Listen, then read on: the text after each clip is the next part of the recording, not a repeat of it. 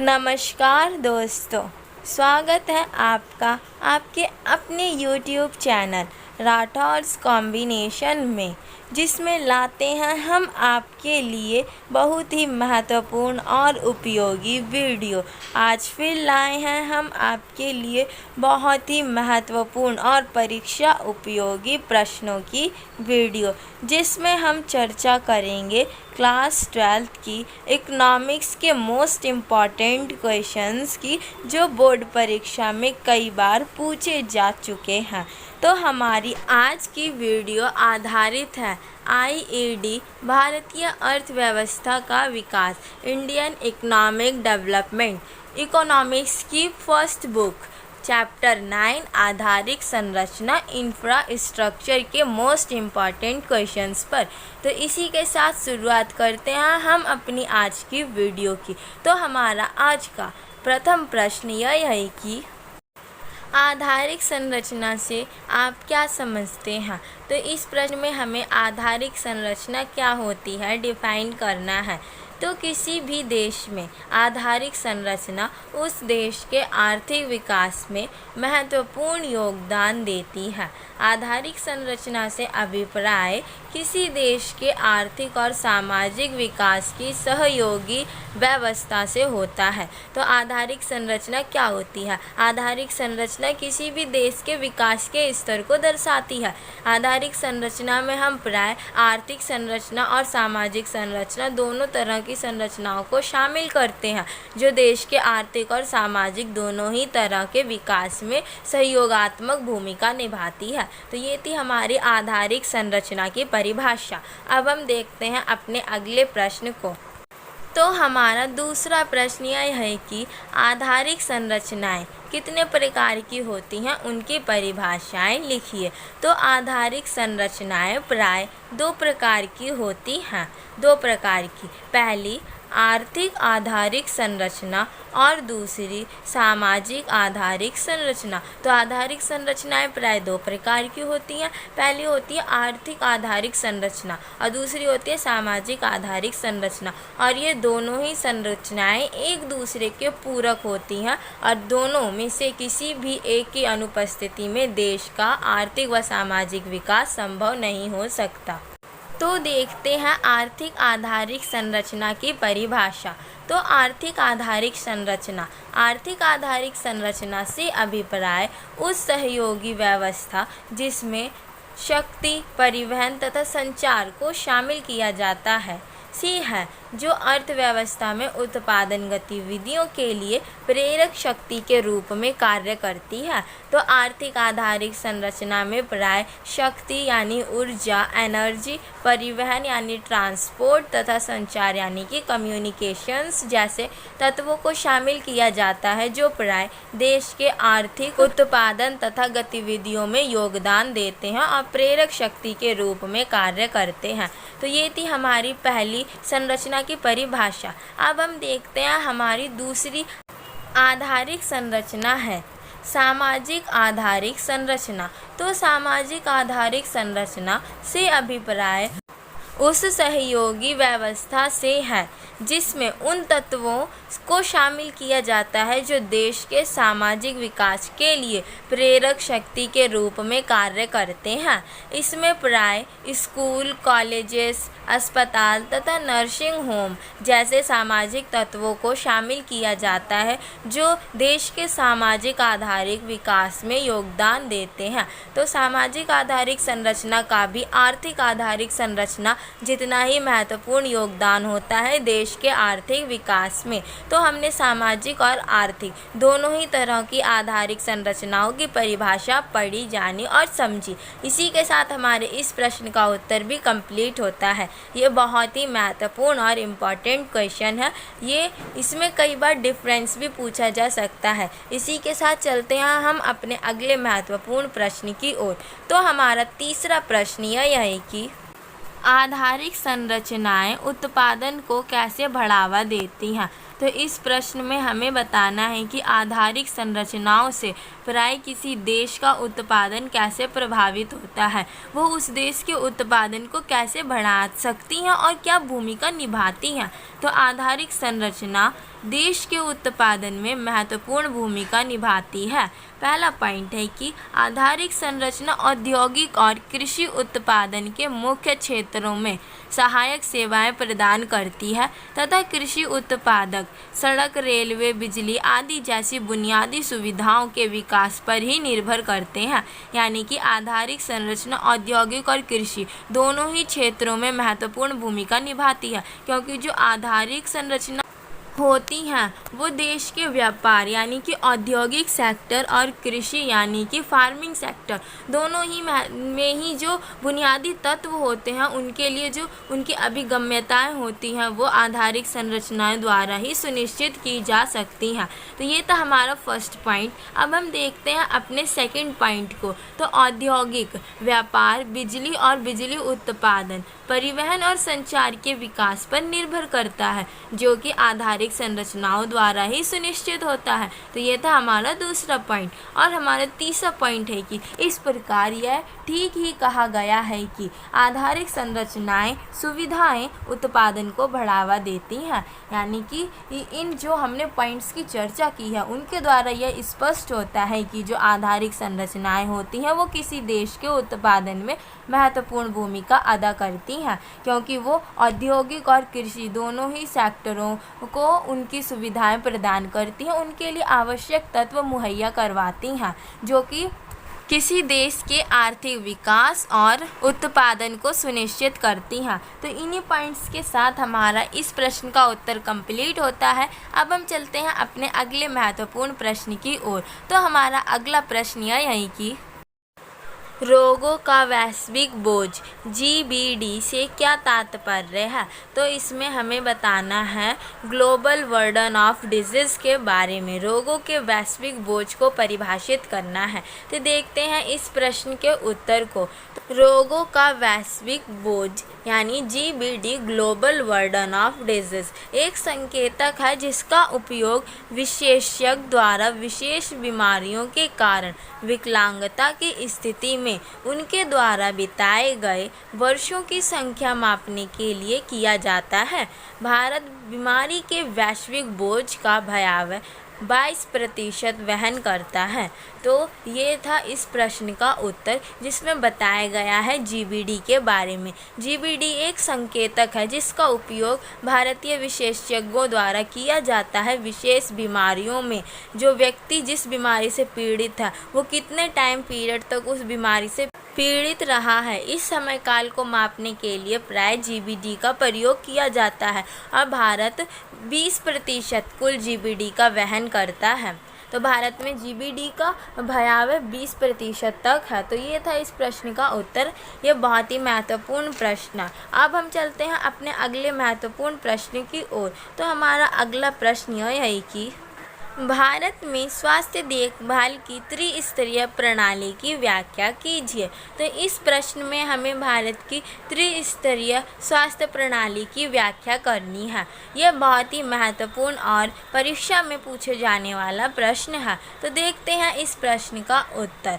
भारत ने स्वास्थ्य बुनियादी ढांचे की त्रिस्तरीय प्रणाली का निर्माण किया है, जिसमें सरकार ने प्राय देश में 3 स्तरों में स्वास्थ्य सुविधाओं का विकास किया है। तो हमारा पहला स्वास्थ्य केंद्र है प्राथमिक स्वास्थ्य केंद्र, जिसमें गांव और छोटे शहरों में प्राथमिक स्वास्थ्य केंद्र और सामुदायिक स्वास्थ्य केंद्रों की स्थापना की गई। प्राथमिक स्वास्थ्य केंद्र आवश्यक दवाएं, मातृ एवं शिशु देखभाल आदि जैसी सेवाएं प्रदान कराता है। तो ये था हमारा प्राथमिक स्वास्थ्य केंद्र, जो महत्वपूर्ण दवाइयाँ और शिशु व मातृ संबंधी देखभाल मुहैया करवाता है। इसमें प्राय प्राथमिक स्तर की सभी सुविधाएं शामिल होती हैं और इसमें प्राथमिक स्तर पर पाए जाने वाले अस्पताल व चिकित्सक केंद्र भी सम्मिलित किए गए हैं। तो ये था हमारा प्राथमिक स्वास्थ्य केंद्र। अब हम चलते हैं अपने द्वितीयक स्वास्थ्य केंद्र की ओर। तो हमारा द्वितीयक, जिसे हम माध्यमिक स्वास्थ्य केंद्र भी कहते हैं, उसकी परिभाषा।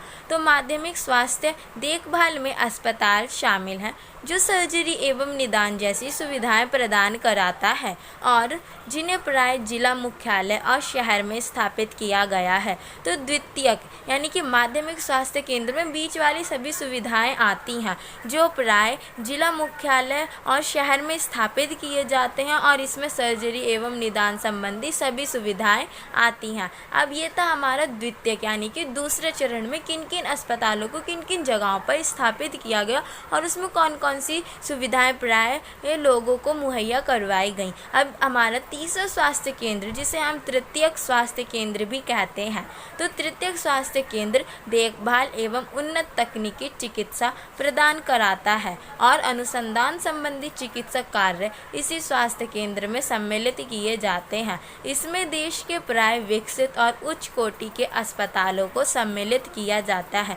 तो हमारे तृतीयक स्वास्थ्य देखभाल केंद्रों में प्राय ऐसे उच्च और उन्नत कोटि की सारी सुविधाएं मुहैया करवाई जाती हैं जो प्राय विदेशों में स्विट्ज़रलैंड, नीदरलैंड जैसे उच्च विकसित और विकासशील देशों में भी पाई जाती हैं और लोग इन सुविधाओं के लिए भारत में पर्यटन के लिए भी आते हैं जिसे हम चिकित्सा पर्यटन के नाम से भी जानते हैं। तो ये थे भारत में त्रिस्तरीय स्वास्थ्य प्रणाली जिसकी हमने अभी व्याख्या की। तो ये बहुत ही महत्वपूर्ण प्रश्न है और हमें तीनों स्तरों की पूरी जानकारी होनी चाहिए। इसी के साथ हमारे इस प्रश्न का उत्तर कंप्लीट होता है। चलते हैं हम अपने नेक्स्ट क्वेश्चन की ओर। सो हमारा नेक्स्ट क्वेश्चन है चिकित्सा पर्यटन शब्द की व्याख्या कीजिए। तो इस प्रश्न में हमें चिकित्सा पर्यटन के बारे में बताना है। जैसे कि शब्द से ही पता चल रहा है चिकित्सा प्लस पर्यटन यानी कि चिकित्सक उद्देश्य से किया गया पर्यटन जिसमें हम एक स्थान से दूसरे स्थान पर प्राय घूमने या फिर किसी उद्देश्य से जाते हैं उसे हम पर्यटन कहते हैं। तो ये चिकित्सा पर्यटन है जो कि प्राय किसी चिकित्सक उद्देश्य से किया जाता है। तो देखते हैं इस प्रश्न के उत्तर को।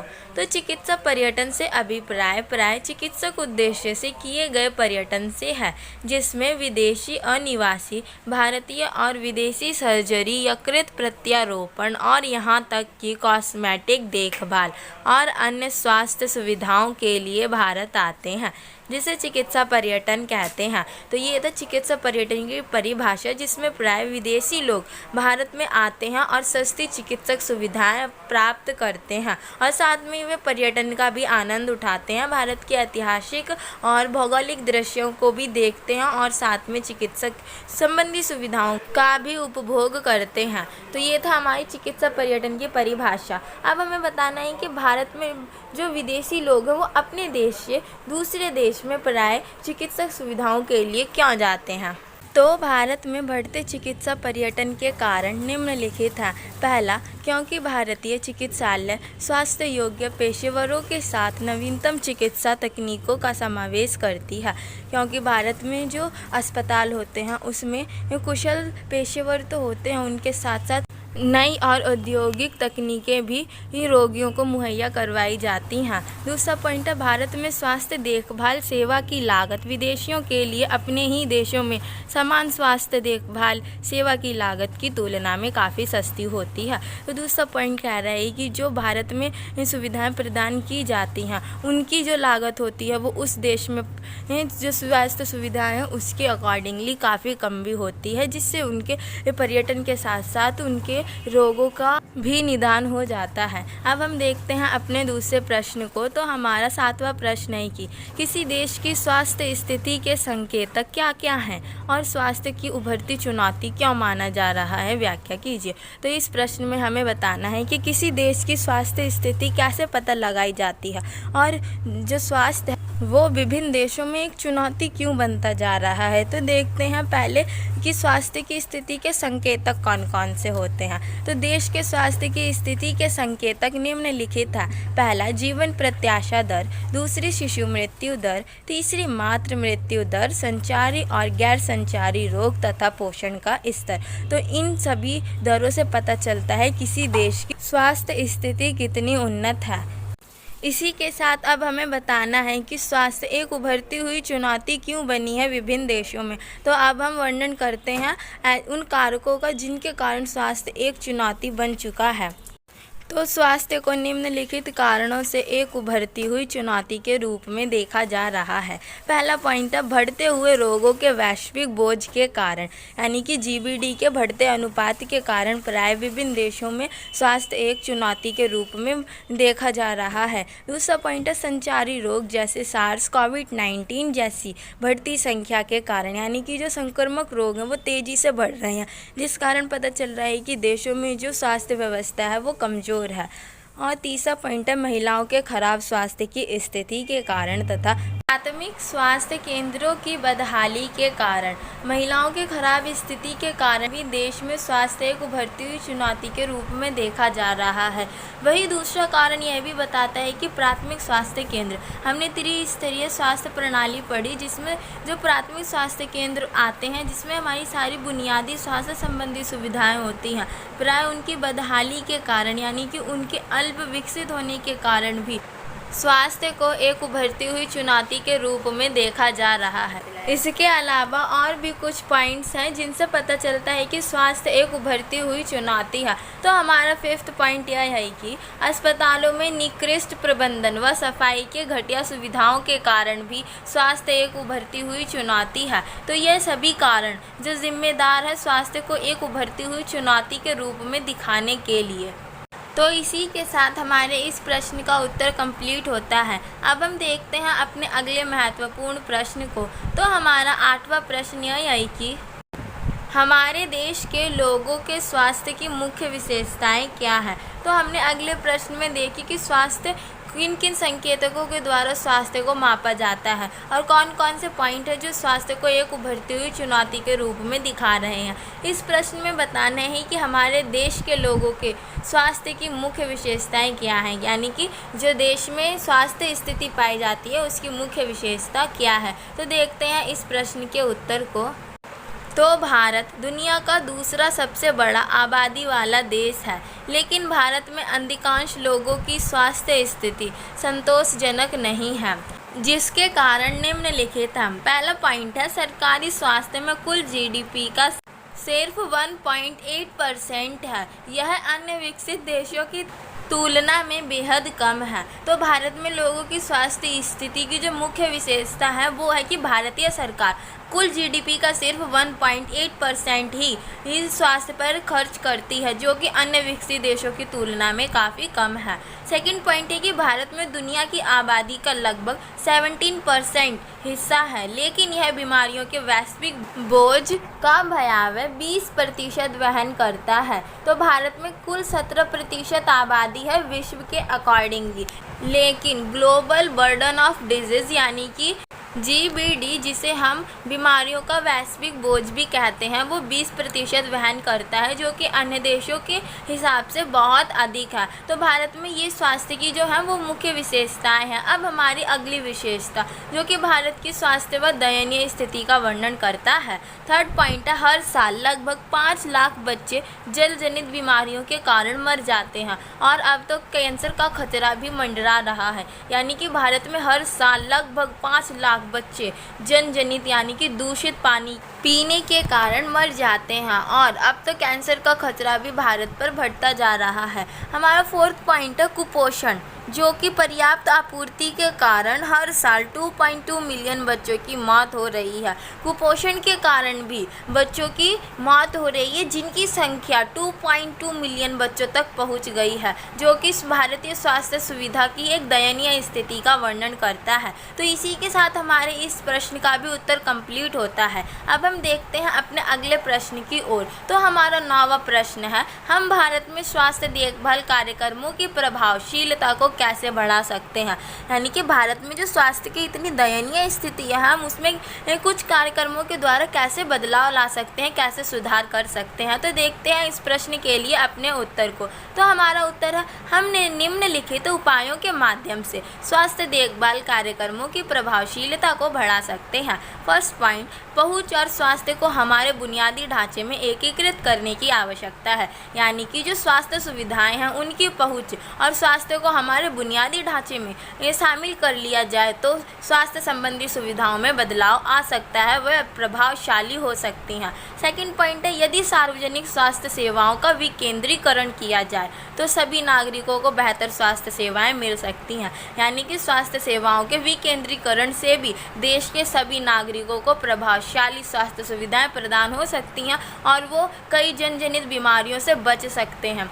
अब हम देखते हैं अपना थर्ड पॉइंट। तो हमारा थर्ड पॉइंट यह है कि स्वास्थ्य और स्वच्छता पर जागरूकता पैदा करना और शिक्षा और कौशल स्वास्थ्य प्रणाली प्रदान की जा सकती है। यानी कि स्वास्थ्य और स्वच्छता पर जागरूकता पैदा करके लोगों को स्वास्थ्य और स्वच्छता के प्रति जागरूक करके कई ऐसे कार्यक्रम चला के जिनके द्वारा लोगों को उनकी स्वच्छता के प्रति जागरूक किया जा सके। शिक्षा और कुशल स्वास्थ्य बुनियादी ढांचे के माध्यम से तथा शिक्षा और कुशल स्वास्थ्य बुनियादी ढांचे के माध्यम से भी कुशल स्वास्थ्य प्रणाली प्रदान की जा सकती है। और फोर्थ पॉइंट है, दूर संचार और तकनीकी क्षेत्र के उपयोग से स्वास्थ्य देखभाल कार्यक्रमों की प्रभावशीलता को बढ़ाया जा सकता है। यानी कि दूर संचार, कम्युनिकेशन, इंटरनेट और टीवी, टेलीविज़न, रेडियो तथा तकनीकी क्षेत्र ITI क्षेत्र द्वारा भी हम स्वास्थ्य संबंधी सुविधाओं को लोगों तक पहुंचा सकते हैं और कई ऐसे स्वास्थ्य देखभाल कार्यक्रमों की प्रभावशीलता को भी बढ़ा सकते हैं। तो इन पॉइंट्स के द्वारा हम जो कुछ कार्यक्रमों पर विशेष ध्यान देकर भारत में स्वास्थ्य संबंधी सुविधाओं की इस प्रभावशीलता को बढ़ा सकते हैं। तो अब देखते हैं हम अपने फिफ्थ पॉइंट को। तो हमारा फिफ्थ पॉइंट है, साथ ही स्वास्थ्य देखभाल कार्यक्रमों की प्रभावशीलता प्राथमिक स्वास्थ्य देखभाल पर भी टिकी हुई है, इसीलिए सुधार के लिए गंभीर कदम उठाए जाने चाहिए। तो फिफ्थ पॉइंट कह रहे हैं कि जो प्राथमिक स्वास्थ्य केंद्र है, यानी कि हमारे त्रिस्तरीय प्रणाली में जो पहले नंबर पे जो सुविधाएं आती हैं जिन्हें हम प्राथमिक स्वास्थ्य केंद्र की देखभाल संबंधी सुविधाएं भी कहते हैं, वो भी गंभीर रूप से प्रभावित हैं। उनमें सुधार कर भी हम अपने स्वास्थ्य कार्यक्रमों में, स्वास्थ्य सुविधाओं में विशेष प्रभावशीलता ला सकते हैं। तो इसी पॉइंट के साथ हमारे इस प्रश्न का उत्तर भी कंप्लीट होता है। ये बहुत ही महत्वपूर्ण प्रश्न है और कई बार बोर्ड परीक्षा में भी पूछा जा चुका है और CBSE साइट ने इसे मोस्ट डू सिलेबस में भी दिया है। तो आप इन प्रश्न की प्रिपरेशन अच्छे से कर लें। इसी के साथ हम अपनी आज की वीडियोस करते हैं यहीं पर समाप्त। यदि आपको हमारी वीडियो पसंद आई हो तो इसे लाइक करें, शेयर करें और कमेंट करके बताएं। साथ ही यदि आपको चाहिए ऐसी ही और भी महत्वपूर्ण वीडियो तो आप हमारे चैनल को सब्सक्राइब करें और बेल आइकॉन के बटन को प्रेस करें। तो धन्यवाद दोस्तों।